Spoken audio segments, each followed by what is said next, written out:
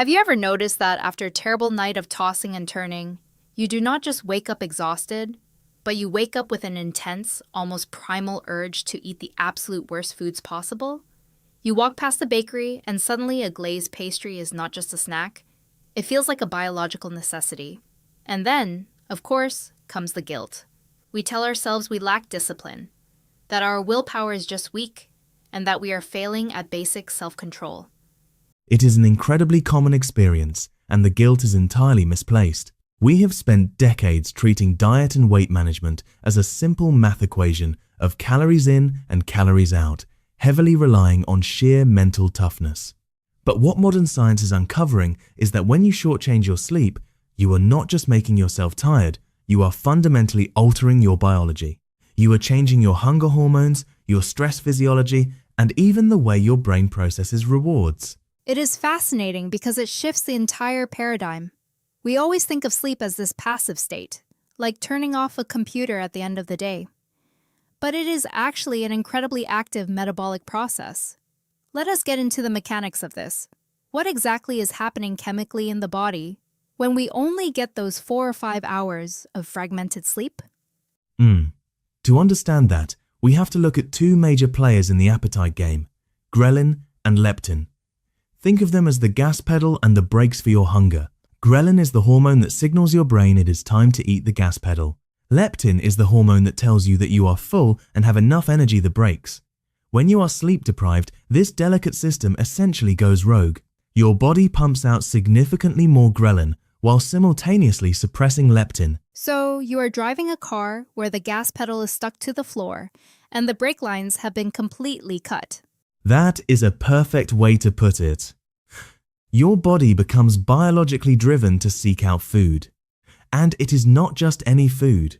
From an evolutionary standpoint, your brain interprets sleep deprivation as a state of profound stress or emergency.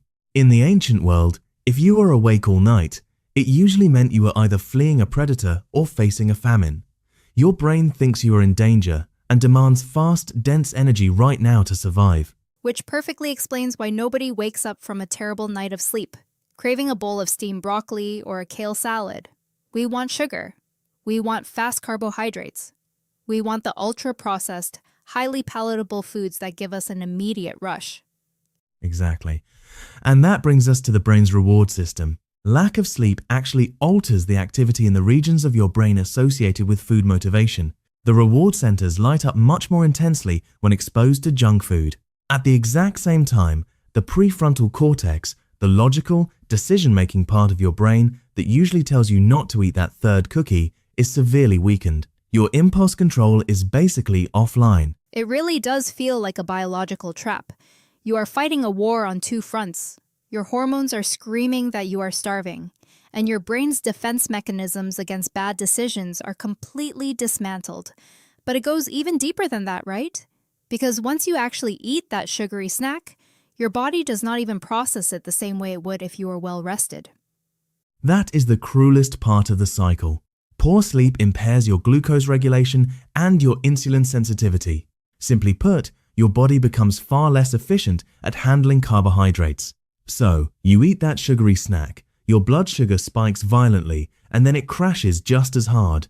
That crash brings on afternoon fatigue, which triggers yet another wave of intense cravings. You end up in this vicious loop.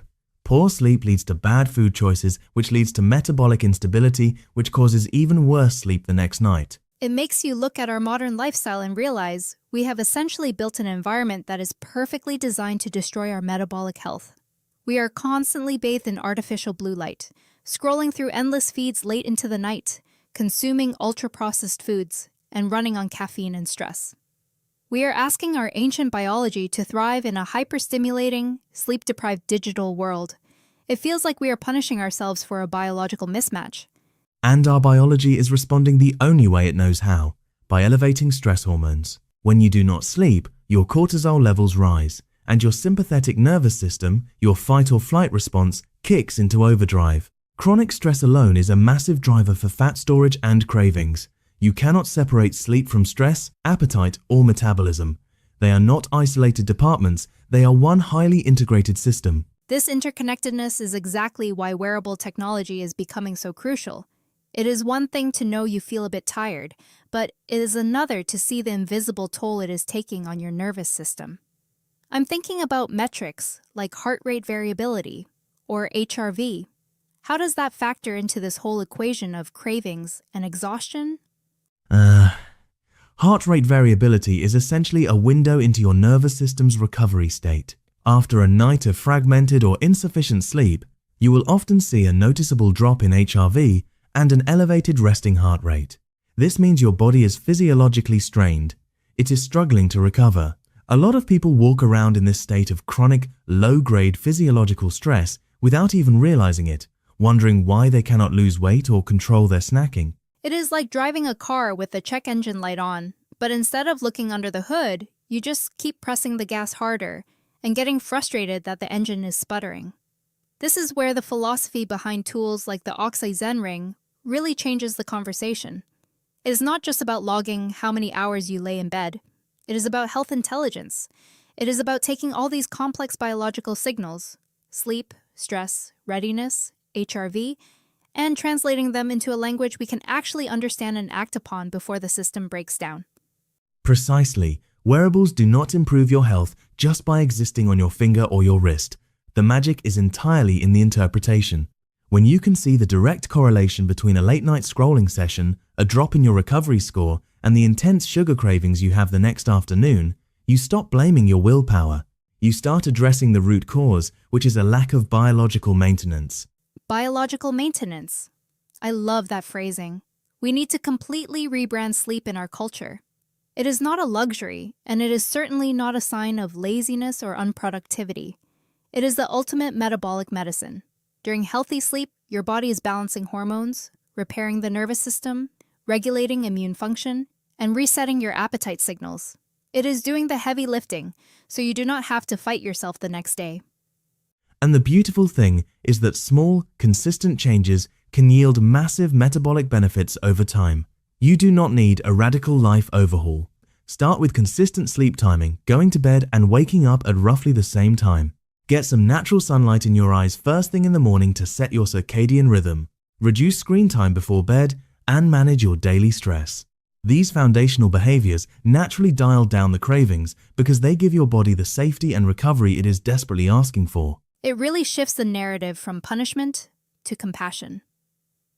For so long, the health and fitness industry has been built on this idea of punishing yourself into shape.